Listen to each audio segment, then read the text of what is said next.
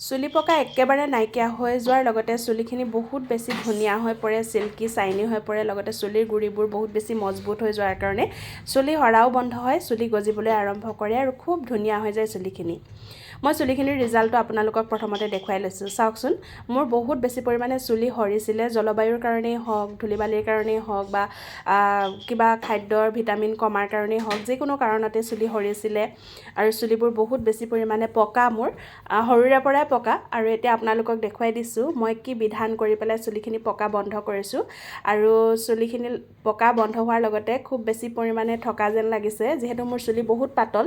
বহুতে হাঁহে, কিন্তু মোৰ চুলিখিনি বহুত যেন বেছি আছে এনেকুৱা লগা নাইনে, লগতে মোৰ চুলিখিনি গজিবলৈ আৰম্ভ কৰিছে। কিন্তু বিধান কৰিলোঁ, তাকে বোলো আপোনালোককো দেখুৱাই দিওঁ। আৰু বতৰটো আজি খুবেই বেয়া মানে কি, বহুত দিন বৰষুণ নিদিয়াৰ কাৰণে বতাহ মাৰি দিছে, বতাহজাক একদম ধূলিৰ বতাহ। আৰু সেইকাৰণে আপোনালোকে যদি একো কাম নাই তেতিয়াহ'লে বাহিৰত নোলাব। এতিয়া আপোনালোকক দেখুৱাই দিওঁ মই চুলিৰ কাৰণে কি ব্যৱস্থা কৰিলোঁ। পিঁয়াজৰ বাকলি গুচাই 3-4 দিনমান থৈ দিছিলোঁ, তাৰ লগতে দি দিছোঁ মই ক'লা জিৰা 2 চামুচ। আৰু দিয়াৰ পিছত মই গোটেইখিনি ধুনীয়াকৈ একদম মচমচীয়া হোৱালৈকে ভাজি লৈছোঁ। ভাজি লোৱাৰ পিছতে মই গোটেইখিনি এনেকৈ মিক্সি টেমাটোত দি দিছোঁ, অলপ ঠাণ্ডা হ'বলৈ দিছোঁ। তাৰপিছত গুড়ি কৰি লৈছোঁ। গুড়ি কৰাৰ পিছত মই আকৌ একেটা চচপেনতে দি দিছোঁ আৰু 1 গিলাচ ডাঙৰ গিলাচেৰে পানী দি দিছোঁ। তাৰপিছতে দি দিছোঁ 2 টকীয়া কফিৰ পেকেট 1 পেকেট, তাৰপিছত 2 চামুচৰ জোখৰ চাহপাত আৰু উতলিবলৈ দিছোঁ পানীখিনি প্ৰায় আধা হৈ যোৱালৈকে। এয়া চাওক, ধুনীয়াকৈ ৰং এটা উঠিবলৈ আৰম্ভ কৰিছে।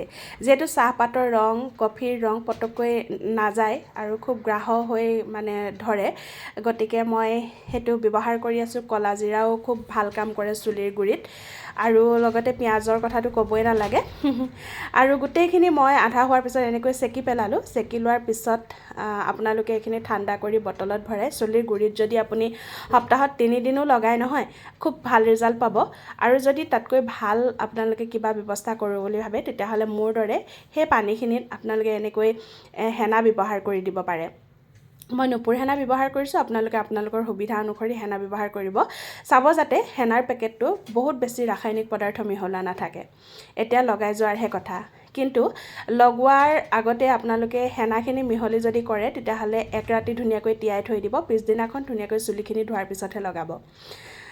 এতিয়া কথাটো হ'ল, মই ভিডিঅ'টো ৰিলছ আকাৰে দিছিলোঁ, বহুতে সঁহাৰি জনাইছিলে, কিন্তু ৰিলছত বহুতখিনি কথা ক'বলৈ থাকি যায়। হেনা বেছিকৈ কৰি থাকিলে চুলিখিনি খুব বেছি পৰিমাণে ৰাফ হয়, গতিকে আপোনালোকে হেনাৰ লগত অকণমান দৈ দি দিব পাৰে। দৈ দিলে চুলিখিনিৰ খুব ধুনীয়া মিহি হৈ পৰে। আৰু এয়া মই প্ৰথমতে গুৰিখিনিত লগাই ল'ম, পাতত নলগালেও হ'ব।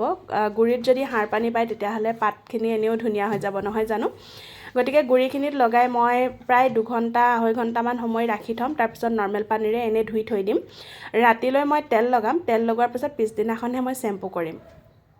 আৰু আজিৰ বিধানটো ইমানেই আছিলে।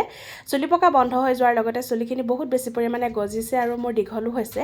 গতিকে যদি আপোনালোকৰ ভাল লাগিছে, এই পৰ্যায়লৈকে ভিডিঅ'টি চাই আছে, তেতিয়াহ'লে আপোনাৰ প্ৰফাইলত ভিডিঅ'টি শ্বেয়াৰ কৰি থৈ দিব যদি ভাল লাগিছে। আৰু আপোনাৰ চুলিখিনি এনেকৈ ঘৰুৱাভাৱে যত্ন ল'ব পাৰিব। আৰু আজিলৈ ইমানেই। পুনৰ লগ পাম অন্য এটি নতুন ভিডিঅ'ত। আজিলৈ আহোঁ দেই, ধন্যবাদ।